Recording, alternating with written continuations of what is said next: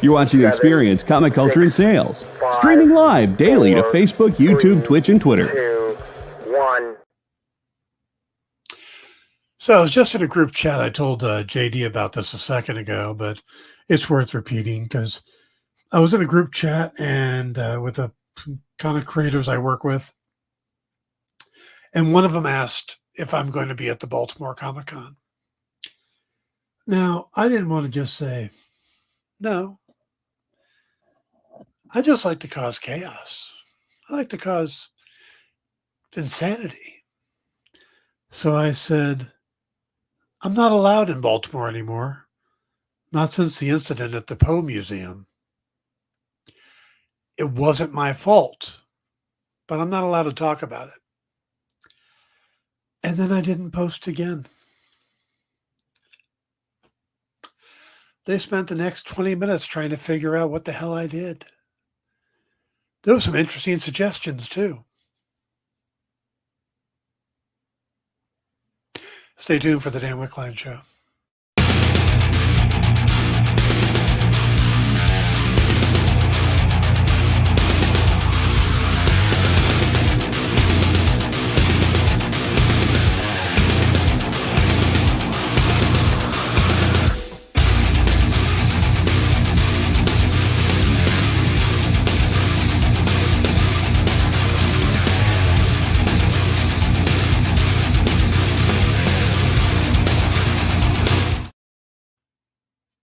Hey, everybody.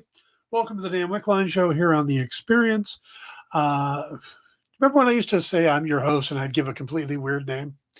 Yeah, I think we'll just skip that, but that was always fun. Show's changed a lot over the years. I was talking with JD about I got some wild-ass speculation for later in the show, and we don't have the wild-ass speculation thing anymore. Which is a shame, because that was really fun. All right. What we're going to do today is a little different in that we've got a couple things going on. We've got some news to cover. I have been decoding the Batman, trying to figure out who the next villain's going to be in the Batman sequel. Of course, that is with tonight, the debut. I've lost the ability to speak. With the debut of tonight's The Penguin. And because I did watch the first 2 episodes of Agatha All Along, and have some thoughts, I will share those at the end. So if you haven't seen it and want to bail, then that'll be at the end of the show. But I will take it personally as a personal offense if you leave. Just so you know. I mean, yeah. All right, so let's get into the news, shall we? Let's see, I put it here somewhere. Yeah. All right. So, and we were talking about the Penguin. Well, this is about the Penguin. We've already heard that Matt Reeves has slightly changed the Penguin's name in the Batman. And that's, I mean, it's kind of an iconic villain and all, but his name is Oswald Cobblepot. And they're dropping that. They're just letting him go by Oz Cobb instead of Oswald Cobblepot in an attempt to, well, They've had a couple different descriptions. One was to modernize the name, but the other one was how they wanted the Penguin to come up. Cobblepot is supposedly a rich name. It's one of the old family names in Gotham, and they would rather have him coming up with nothing. Now, that's not to say that later on he might not find out that he is a Cobblepot. Who knows? But for some reason, they've decided to drop the old pot and just go by Cobb. So they're going to call him Oz Cobb. I have seen him written as Oswald Cobb. But the interesting thing is, this is a recent description, or this is a recent development, because this guy here, his box says Oswald Cobblepot. The art book for the Batman, official art book, has him listed as Oswald Cobblepot. So this is something they must have done recently.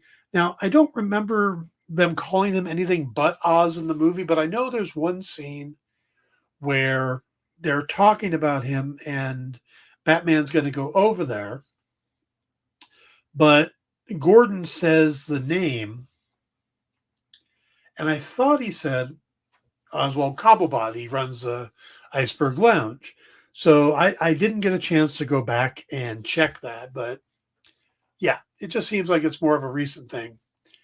Now, what's funny is that we look at the Batman movie, and he did a great job. Matt Reeves did a great job on it, but he's not staying as true to canon as we might think he is, because Reeves says he didn't originally plan to put Colin Farrell in the big prosthetic suit.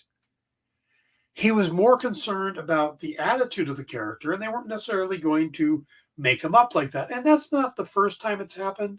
If you think about Robin Lord Taylor's portrayal of the Penguin in Gotham, he wasn't the short, heavy-set character. He looked kind of normal, but he had the walk and stuff like that.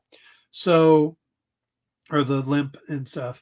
So I could see them doing that. But what he said was that they were more focused, he and Colin Farrell, on the inspirations for the character. He said, we talked a lot about Fredo. We talked about a lot about John Cazale in The Godfather, and the idea of maybe trying to give him a penguin nose or do something to kind of mess up Colin's face to get the sense of somebody who'd been overlooked, somebody who had this ambition inside of him, but who was mocked and who had been looked down upon. And he said, all of a sudden one day, prosthetic designer Mike Marino said, let me show you what I've been working on. And Mike is an incredible artist, and he did this sculpture. I tell you, the sculpture was exactly the way that Oz looks right now. It's incredible. And I was like, wait, what? We had never said, let's just take Collins and turn him into something we've never seen before. I said, this is Colin Farrell. I got to now tell the studio he's not going to look like Colin Farrell. Now, the look they gave him helped Farrell with the character. Farrell said, when I looked into the mirror for the first time and I saw Oz looking back, it was really powerful. It was strange. You ever see the video of cats looking at themselves in the mirror and seeing themselves for the first time? It was a bit like that. It's my first time doing something like this, being that submerged and beneath such brilliant design and sculpting as Mike Marino did. There's kind of an essence of possession. If you give yourself over to it, it tells you so much. You start to move different ways. You start to look a different way. You start to feel powerful. Your actual face isn't there, so you almost don't exist in any way.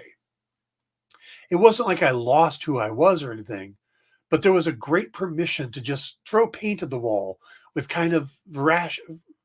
I don't know if that's an actual word, a voraciousness that I hadn't had the opportunity to do before. Sometimes maybe you hold yourself back, but this time there was no holding back. It did so much of the work for me. Now, I'll admit, I'm not thrilled about the name change because it's just, I'm a traditionalist and all that, but everything else about the character has been absolutely stunning, and I can't wait to watch the show tonight. Oh, hey, Slipknot, good to see you. By the way, hello to Jay and to Triple B and to JD on the board. So, all right, let's move on to, they're really filling out the cast of this new Spider Noir series. They're adding Lucas Haas, Cameron Britton, Kerry Christopher, Mike Kostroff, Scott MacArthur, Joe Mazangill, Whitney Rice, and Amanda Scholl as recurring characters. Now, this, of course, is for the upcoming MGM Plus and Prime Video series based on Spider-Man Noir. Now, it's still being kept under wraps, like who's going to play what, but we do know that the series stars Nicolas Cage, along with Lamorne Morris, Brendan Gleeson, Abraham Papula, Lee Jun Lee, and Jack Houston. And it tells the story of an aging down on his luck private investigator, played by Cage, in 1930s New York, who's forced to grapple with his past life as the city's one and only superhero. Now, this is coming from Oren Uzel from The Lost City and 22 Jump Street, and Stephen Lightfoot from Marvel's The Punisher, and they're going to run as the executive producers and the showrunners of the show. Slipknot saw Deadpool and Wolverine. Very cool. I have not had a chance to yet. I'm hoping to soon. But yeah, I am really looking forward to that. I may even, since I haven't been able to get to the theater lately, when it goes on pay-per-view, I may just do that and not wait for Disney Plus. Slip says D&W is currently the 22nd highest grossing movie all time. Soon it'll be, I totally believe that. That is still just a freaking juggernaut. No pun intended. All right, slipping over to John Watts, the director of the Spider-Man films. His production company, Freshman Year, and producer Diane McGingle have been staked to a first look deal with Walt Disney Studios. Now, under the deal, Watts will direct feature-length projects for Disney's live action and 20th Century Studios with the option to produce. Watts has come from the low-budget, well-received Sundance indie film Cop Car to then move on to join Tom Holland and Zendaya in the third iteration of the Spider-Man franchise. Some $4 billion in gross later, spread over the three films, Watts stepped out and wrote, directed, and produced the movie Wolves, the George Clooney Brad Pitt movie that's coming up on Apple Plus. Now, Watts has a strong relationship with Disney that goes beyond just the stuff he did with Marvel Studios and Kevin Feige, because he served as executive producer on the FX series The Old Man with Jeff Bridges, and he's also created as the executive producer of Star Wars Skeleton Crew. That's the limited series show that's going to kick off on Disney Plus on December 3rd.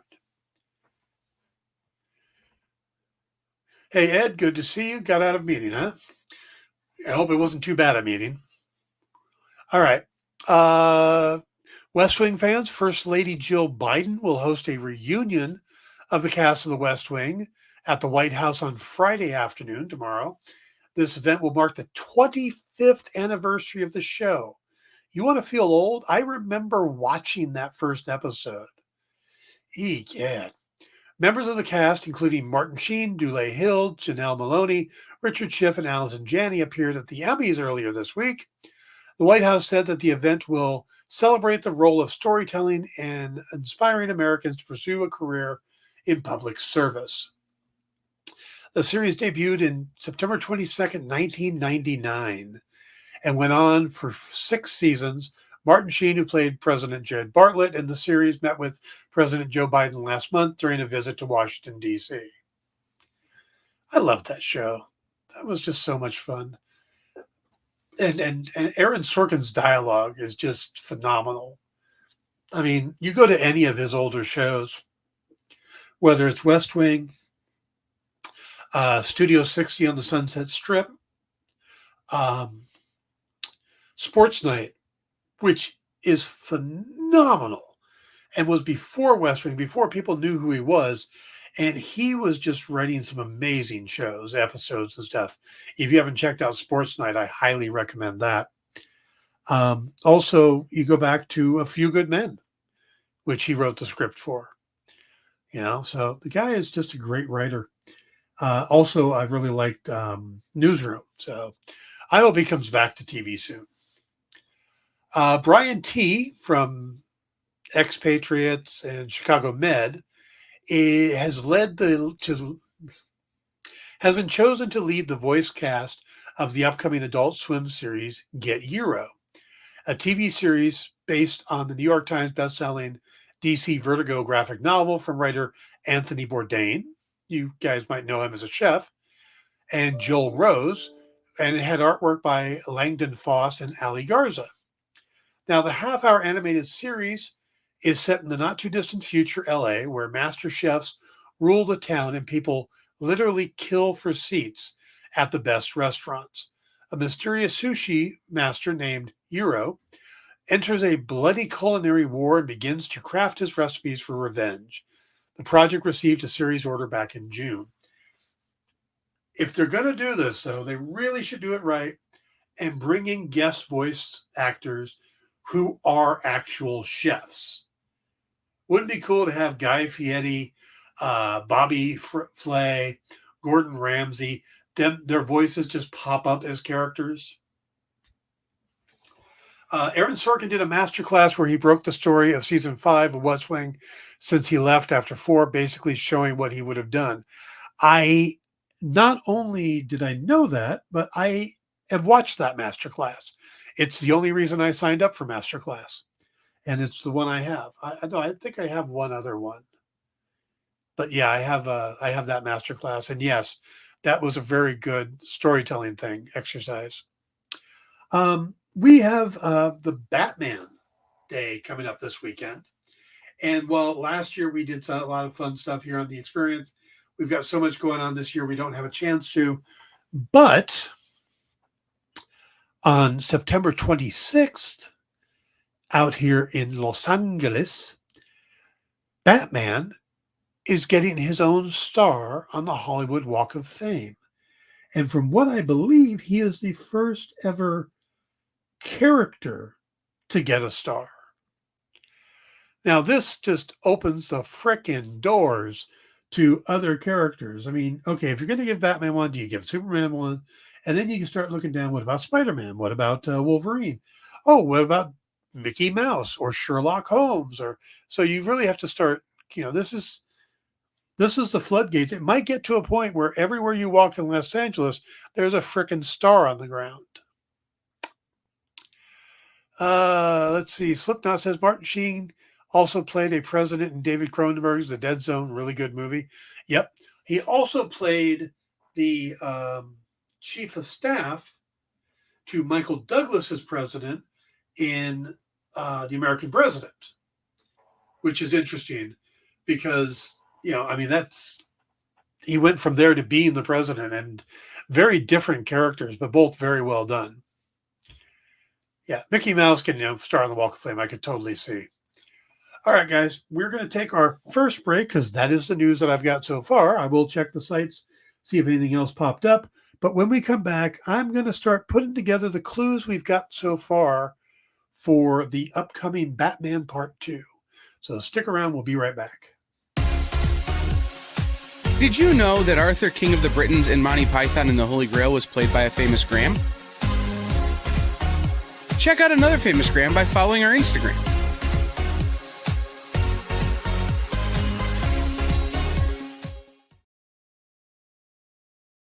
Symphonic verses, nocturne's romance. A song of romanticized darkness, dreaming death by sleep.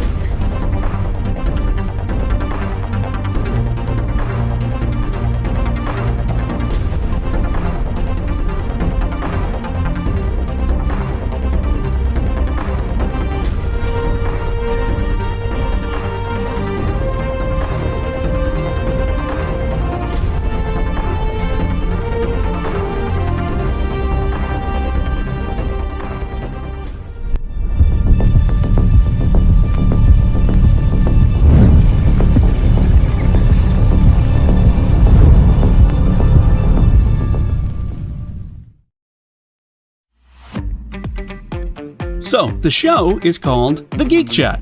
And really, there's just a couple of geeks. I'm Rich. I'm Des. And we are your hosts for this weekly guide into comic bookery and all the geeky stuff that goes with it. And that pretty much says it all. They talk about the latest movies and shows. Okay, I'll be completely honest with you.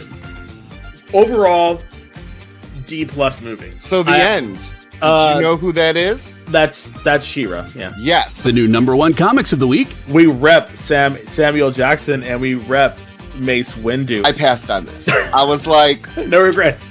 No regrets. I really wanted to like this book. I really did. Like, I really did. And just chat with each other. And with you. Oh, Daniel says, I dosed off with the first one. I have zero interest in the Joker Harley ship, not Harley herself. Enjoy, not for me.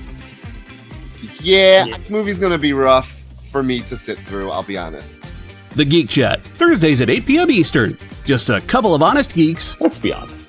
Come on. And that is why people watch us, because we're honest. Giving their honest opinions. And the thing you always have to remember about the internet is everyone has an opinion, and they all suck. Part of the experience.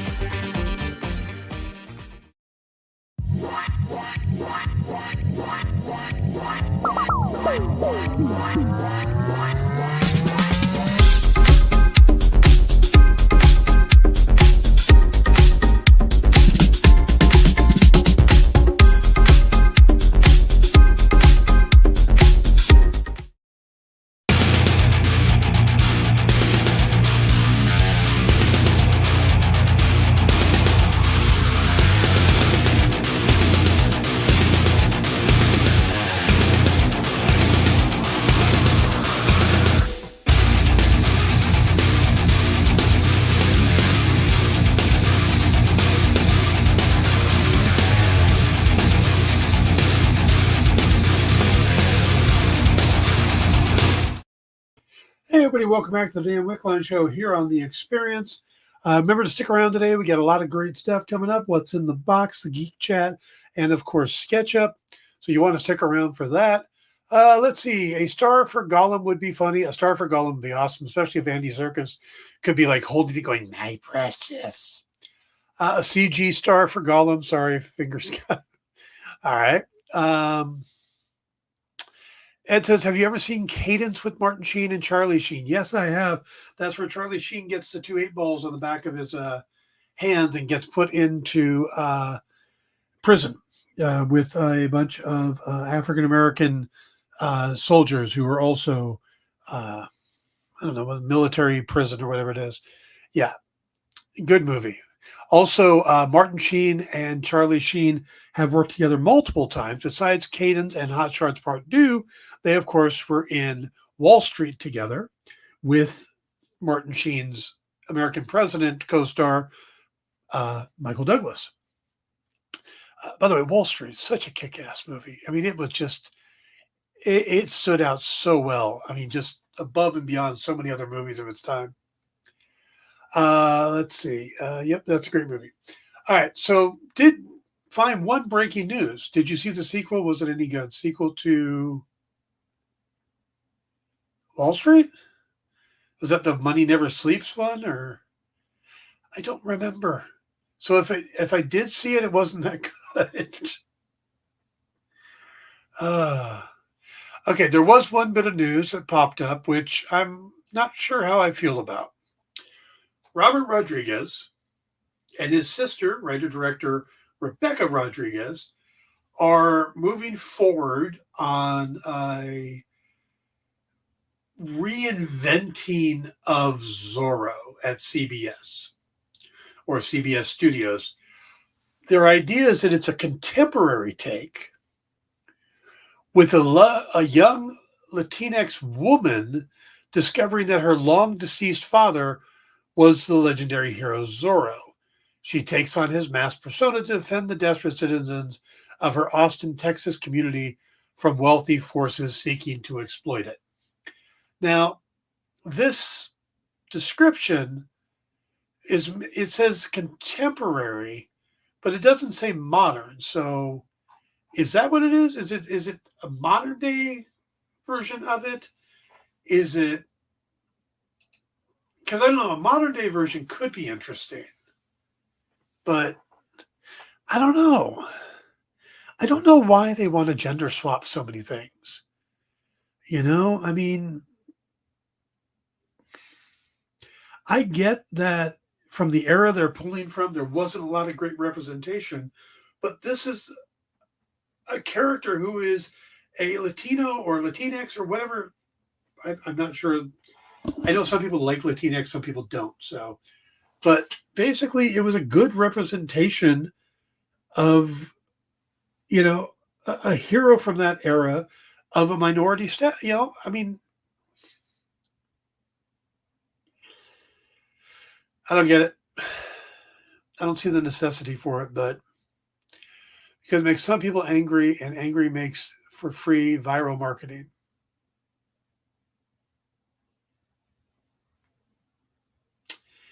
Yeah, but in the end, nobody watches it. It's become a trend for some odd reason. First time I remember it happening was when they remade Battlestar Galactica. Yeah, Starbuck. Yep. I don't know. I have mixed feelings about it because for me, you're adapting other people's work, and you should adapt it the way they wanted it done. So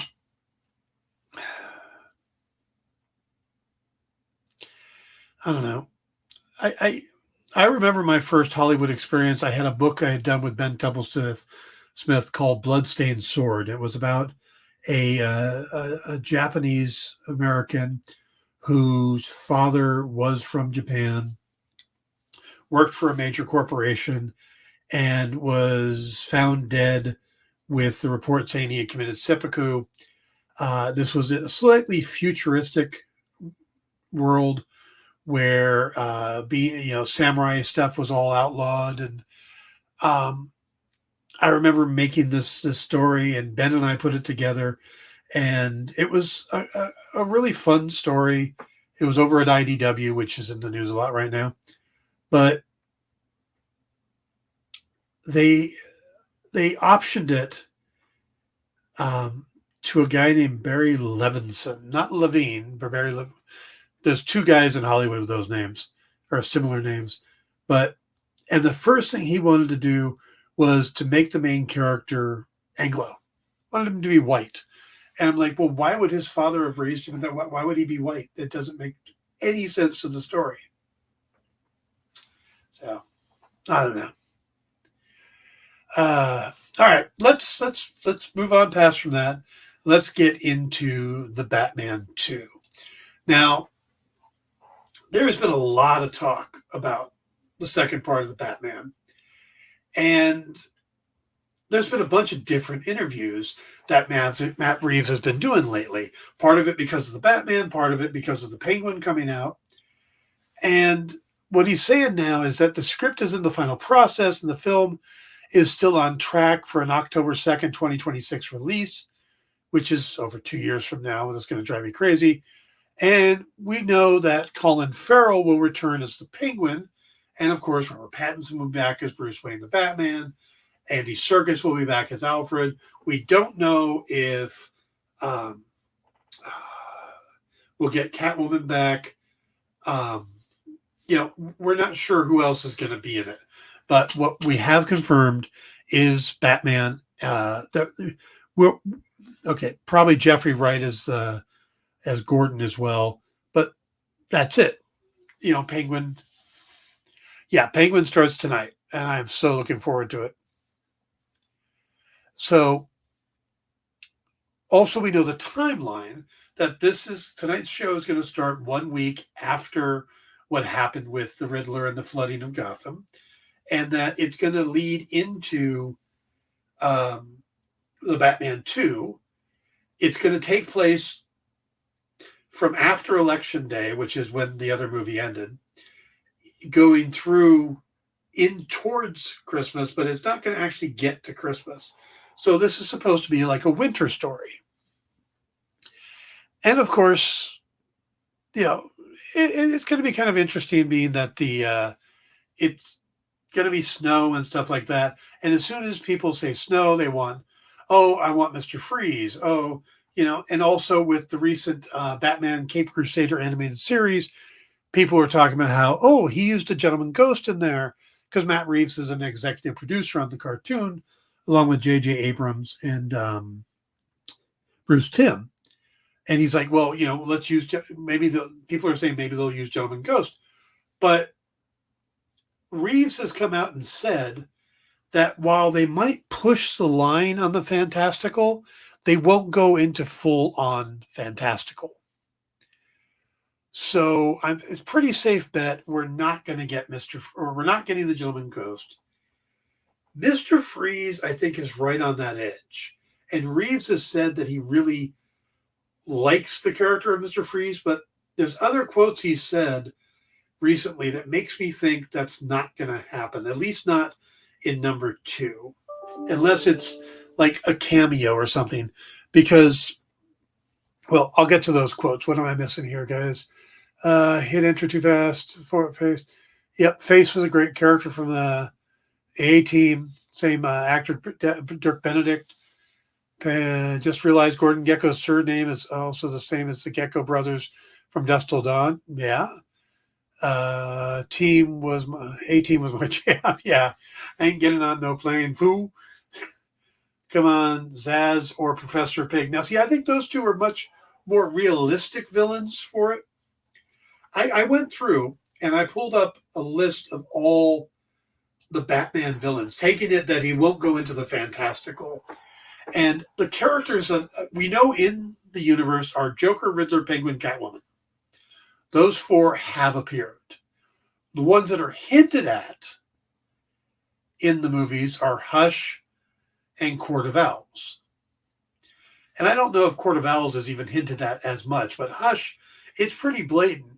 If you've seen the movie, there is a reporter named Edward Elliot who is murdered by Falcone in sort of the name of Bruce Wayne, of Thomas Wayne, protecting Martha Wayne's secrets.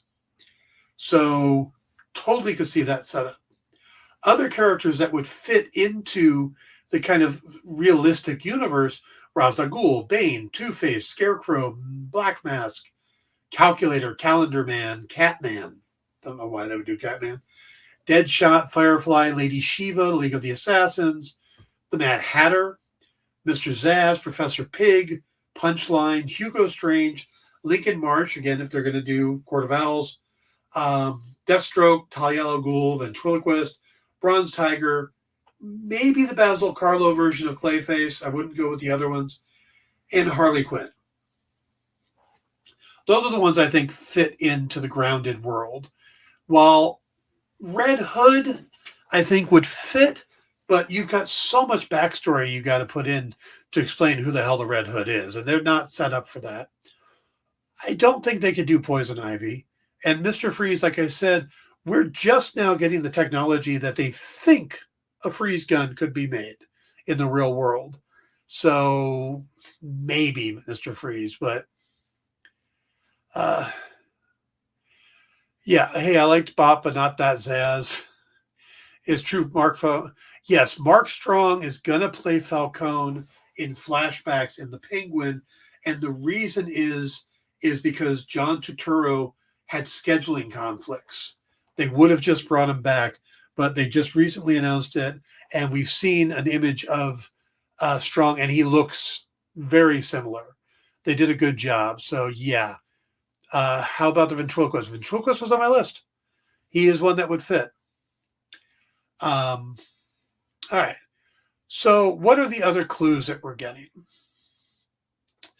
Now, Reeves has talked about continuing the story from the first films and digging much more into the corruption around the city.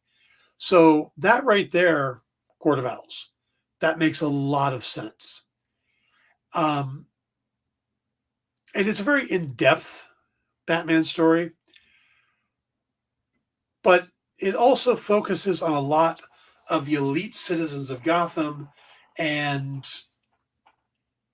I don't know, there's just a lot to put in there. Now, the other thing that Reeves said, and I'll quote, he said, "I want the emotional part of the story to be Robert Pattinson's, to be Bruce and Batman's. I'm excited by the antagonist of the next movie, but I don't want Batman's arc to step back to allow space for another group of characters." A group of characters. So, Court of Owls, to me, not only do you need a group of characters, but you're more focused on the past. You're more focused on the families of the previous families of of Gotham. The Waynes, the Arkhams, stuff like that, the Cobblepots. So I don't know how much it would be focused on Bruce rather than the family and the corruption of Gotham. And again, he talks about the corruption of Gotham, and I could see them leading into Court of Owls as the third part. And he has confirmed, Matt Reeves has said that he is doing a trilogy here, that there's going to be another one. But if we're focused on Bruce's story, I think Court of Owls is too big for it, at least so far.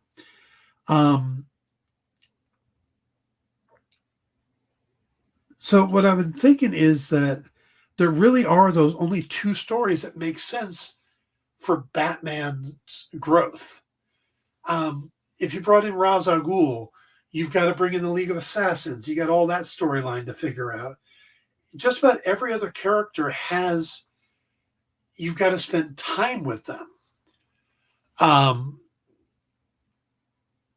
And where I see the problem with is, again, you're moving away from Robert Pattinson. Like Mr. Freeze. If you did a Mr. Freeze story, the story becomes about him and Nora, if you're going to make it right.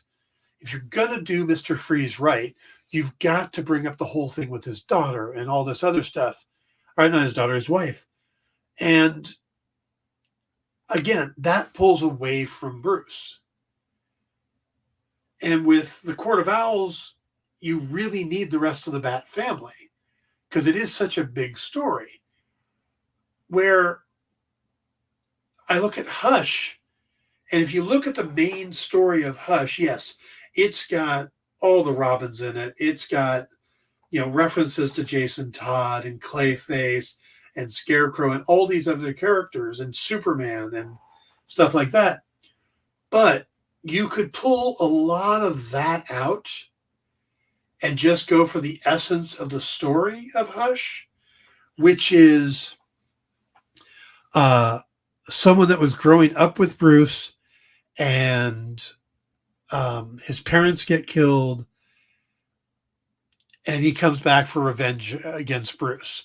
Now, again, Hush was a little different in the comics because he was upset that Bruce's dad actually saved his mom instead of letting them both die. And maybe that will get weaved into it because we really don't know the extent of everything that happened the night that Edward Elliot was killed. Maybe both he and his wife were shot at and he saved, maybe Thomas Wayne was on duty and saved the wife. There's nothing that says Tommy and Bruce didn't grow up together, that maybe Edward Elliot's story came from being close and knowing these things from inside the family. There's a lot they could do there. And Hush becomes this character that gets into Bruce's head. So of all the villains I see, Hush is the one that makes the most sense from what Reeves is talking about. And like I said, you could strip away a lot of the extra stuff in the Hush story. You don't need Killer Croc, but you bring Catwoman back, because she's part of the story and his affection for her. And you could play up that relationship and then have him question it at the end because, Tommy Elliot does surgery on his head and plants something. And that's all in the believable scale. And again, it all kind of fits into the world that they've currently built for the Batman. So, yeah, I kind of see that as a direction that makes a lot of sense. Now, is that the direction they're going in? I don't know. That's the point.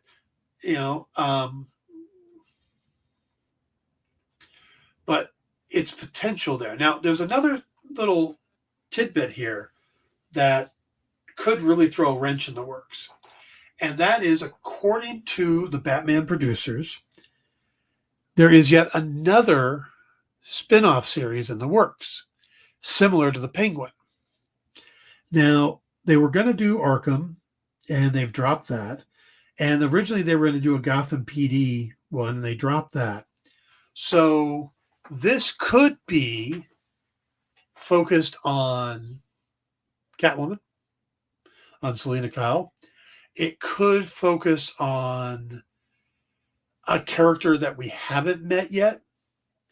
I heard there was an interviewer that asked Matt Reeves about the idea of a legal drama starring Harvey Dent.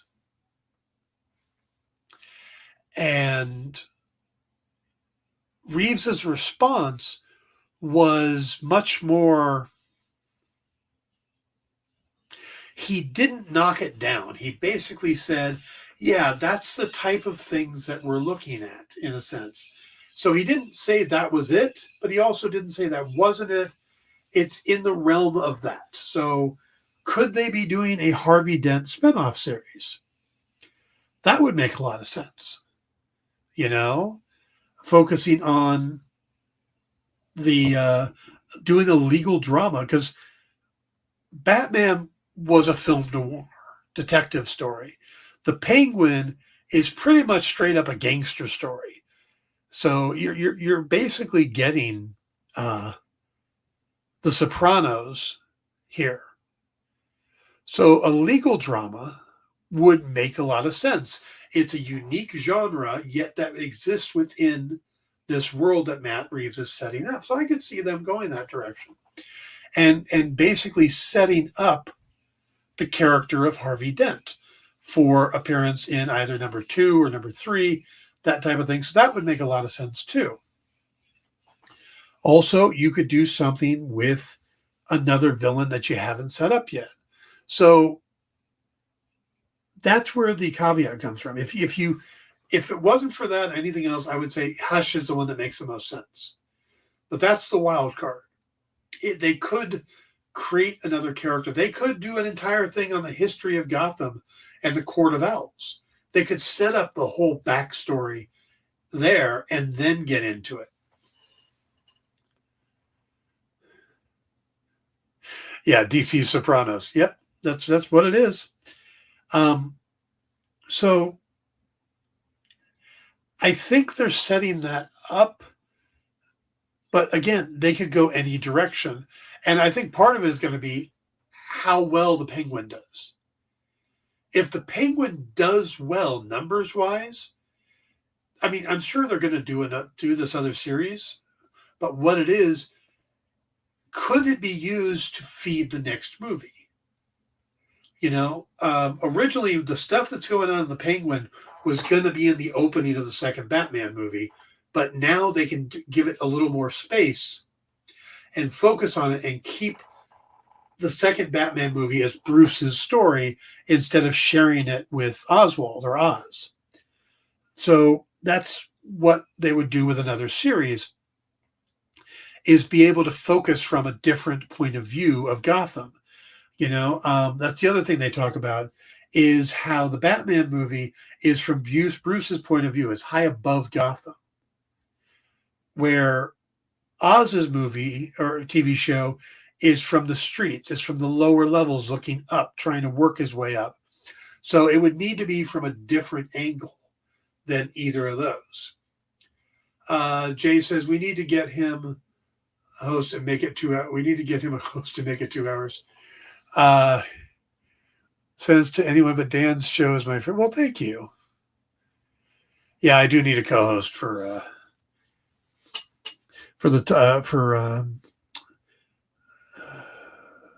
Pop Culture Writers. But so, yeah, that's what I'm thinking, is that we really do have that path into Hush right now. It makes the most sense. It's set up. But yeah, it just feels like it needs, I mean, it's got that wrench in the works. It's got, you know, if they do, and Harvey Dent plays into the Hush story too. Riddler plays in the Hush story. So they've got a lot of the components they need, but could skip the more fantastical stuff. You don't need the Killer Croc scene. You don't need the Poison Ivy and Superman stuff. You can eliminate a lot of that. There is even a bit with the Joker, and that, you know, you've got a Joker now. So it does make sense if you want to focus on somebody going after Batman and who knows that Bruce Wayne is Batman. So again, that's kind of where I see it going. I think Hush would be the right villain for the second movie, more so than the Court of Owls, because I think the Court of Owls will take away from it being Batman's movie, because it becomes more about the history of Gotham. So that's my thought on that. So, all right. We're going to take a quick break. When we come back, I'm going to give you my thoughts on Agatha All Along and a couple wild-ass speculations. Haven't had those in a while, so stick around and we'll be right back.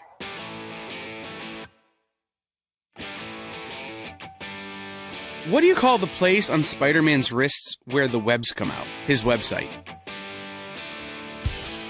I hate myself for writing that joke, but you'd make me feel so much better if you just visited our website.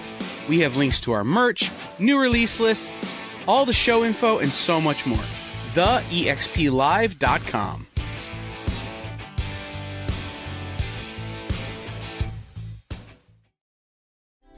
Something is speaking to you. Buy more comics. just at the edge of your perception. Your senses fill with visions of vortices. 360 Comics. Slowly drawing you to one thundering epiphany. 360 Comics! 360 Comics! The universe is telling you to shop with 360 Comics. Joe's got amazing stock from high dollar to $5 books from Silver Age to modern, CGC, variant covers, and more. 360 Comics every Wednesday at 9 Eastern, part of The Experience.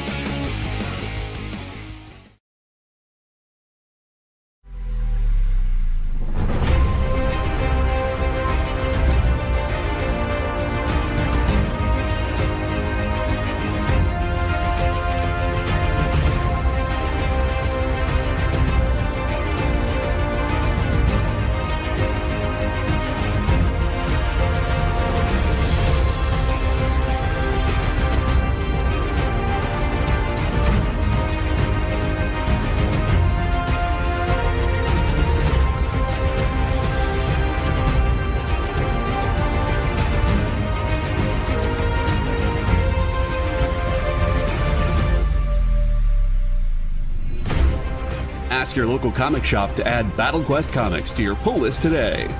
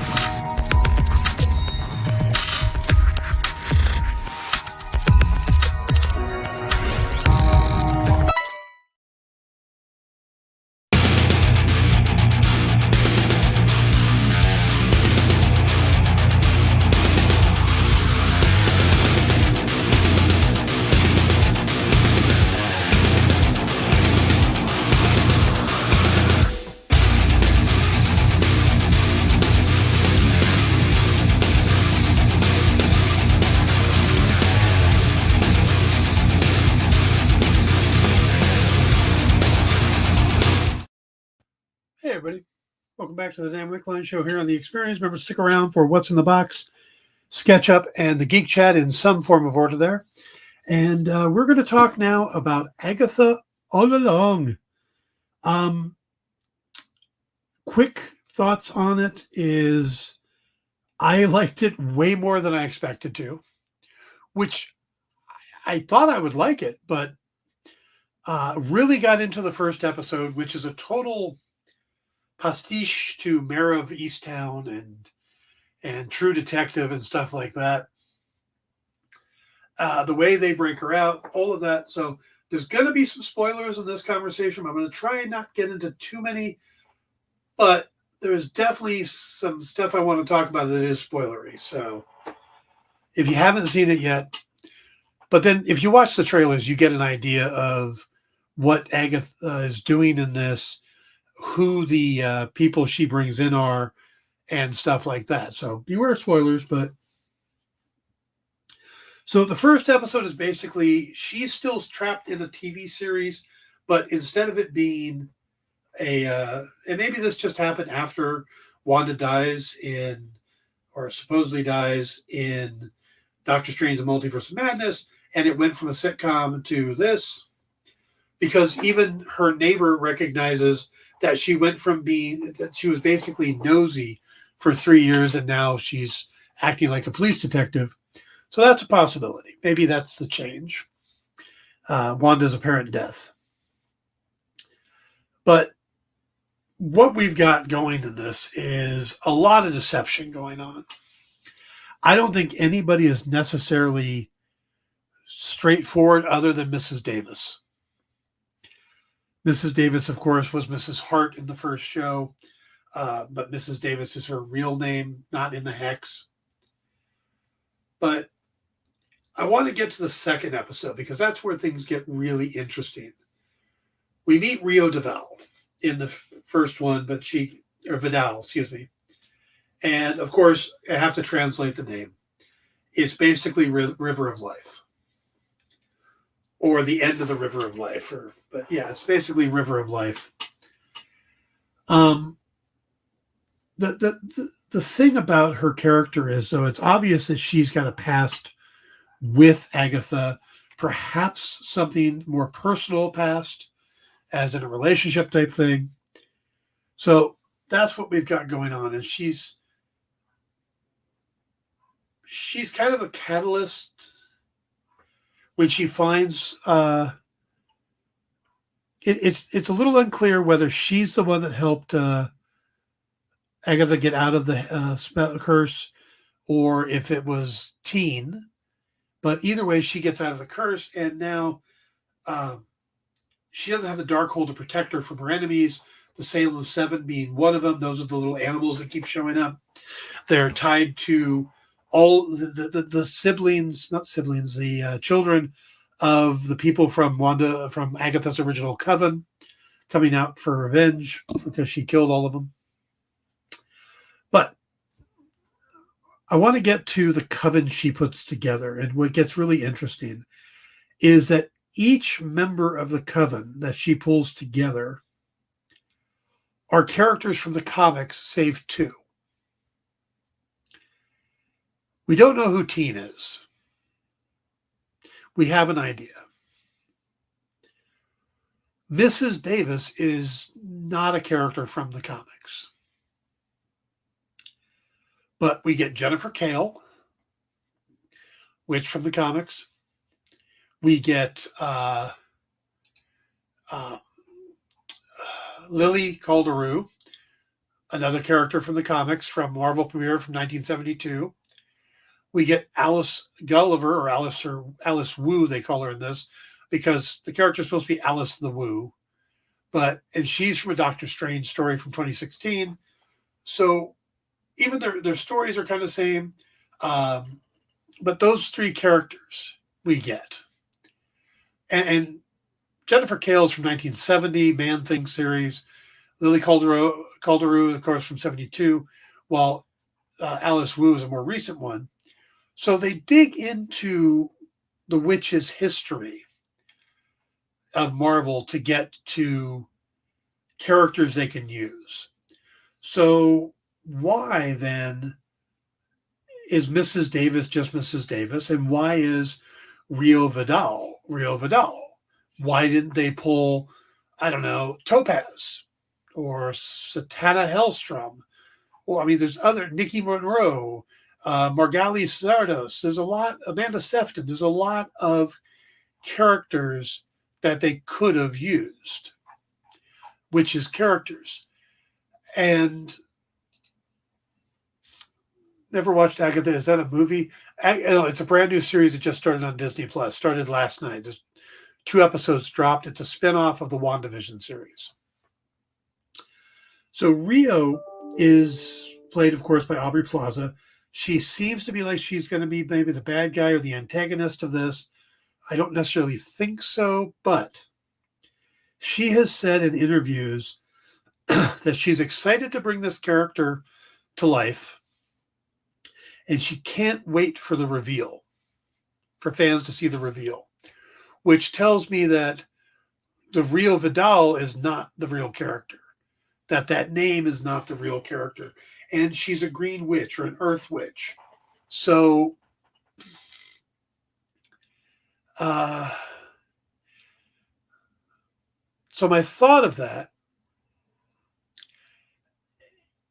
is, what character could Aubrey Plaza be playing that they wouldn't want to reveal up front?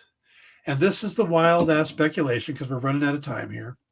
So my thought is on the show is that to open the Witch's Road, you need a coven. And she put together a coven with 3 witches, a divination witch, a potions witch, and a protection witch. And it was supposed to be a green witch, and they wouldn't do that. The other 3 wouldn't do it without a green witch. So she went and got Mrs. Davis, who great with flowers and stuff. Except I don't think she's a witch. I don't think she's a witch at all. I think, and it kind of plays out this way. Agatha never expected to open the portal to the Witch's Road. She intended from the beginning to basically start a fight with them and get them to attack her so that she could take their magic. Because that's how it works. If you attack Agatha with your magic, she can then take your magic. And she wanted to do this to get her powers back to take on the Salem 7, which were coming for her. So I don't think that Mrs. Davis is an actual witch. I think she just grabbed her to fill in that spot to get them to try and fail. She's a human form of the Darkhold. Not really, though. I think the dead body was the human form of the Darkhold, not necessarily Wanda. Because the toe tag was the book's checkout thing, and it was the people who possessed the Darkhold. So I don't think she meant to go on the Witch's Road. Was surprised they were able to open the door. I got to speed up here, running out of time. So who do I think Rio Vidal is? The other big witch from the Marvel Universe who's known for being dressed in green and stuff like that. I think she's Morgan Le Fay. I think that Morgan Le Fay and Agatha have a romantic history, and she's not going by the name Morgan Le Fay now. She's going by Rio Vidal, but that is who it is. That would make a lot of sense in the story. Plus, there's a report out today saying that Aubrey Plaza's character will continue on in the MCU after this. Again, Morgan Le Fay is a big villain. Because there isn't another character on that level. You've got Wanda, you've got Agatha, and then a lot of B-grade sorcerers. Clea, but we've already got a Clea. But the rest are all B-grade sorcerers. So yeah, that's what I think. I think we're going to find out. Now, we all know who we think Teen is. It's probably Billy. Not a big deal, but yeah, that's what's going on. I think that's Morgan Le Fay. And I think we're going to wrap it up there. So we'll talk next week about more Agatha, and we'll talk about the Penguin next week. I will see you guys. Have a great weekend. Good night.